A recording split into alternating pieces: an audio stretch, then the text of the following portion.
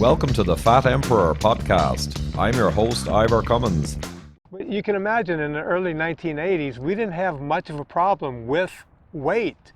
When I came out to California, Southern California from Louisiana in 1991, I had a mission. I noticed that childhood obesity was on the rise. And I went into Nickelodeon and Disney were the only two places at the time that even had children's programming. It wasn't like it is today where you have 1,000 channels, you know. You basically had the three big channels, NBC, CBS, ABC. And then you had a couple of cable channels, and only two of them dealt with childhood fitness and or childhood programming. And I walked in, and I'll never forget these meetings. I thought that I was going to blow the world apart in 1991. And I walked in and said to Disney, I said, hey, I've noticed that childhood obesity is on the rise. And we need to do something. And they said, we agree. We agree. What would you say we do, Vinnie? And I said, okay, we need to get rid of sugars and grains. And they literally laughed me out of the office. And I tried to curtail my speech a little bit when I went to Nickelodeon, and I got laughed out of the office again. And I realized at that moment that it was an uphill battle that I wasn't going to win, because they weren't willing to tell their people not to eat Kellogg's and, you know, Fruit Loops and, you know, fruit roll-ups and Snickers bars, because that's all they sold. Big sponsors. Yeah, exactly. So I realized right from day one that I couldn't win that game.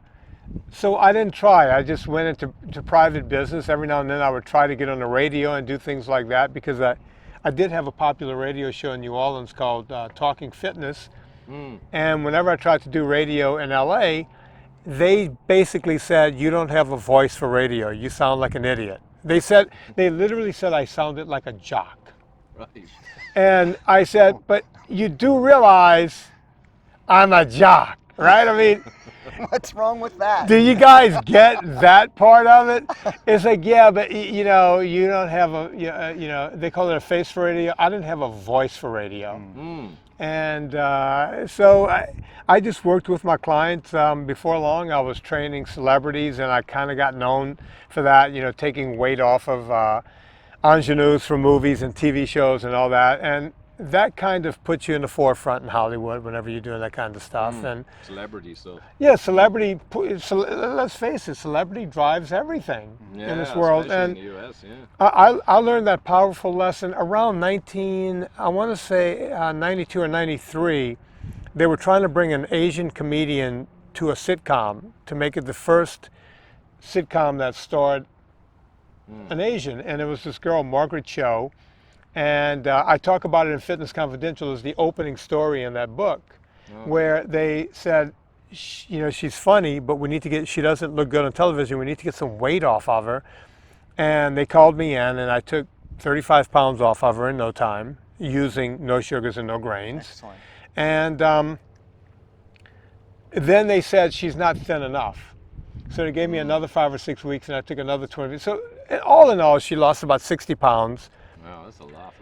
Next thing you know, she's on Arsenio Hall, she's on a Tonight Show, she's on Letterman, because the show is getting ready to start. And my name is on her lips, my name is on Letterman's lips, my name is on Jay Leno's lips. And I realized the power of celebrity at that moment. It's like, wow, you know, my life changed overnight in Hollywood. I mean, every agent had me on the phone. Get that guy, we need that guy. They didn't care how the sausage was packed.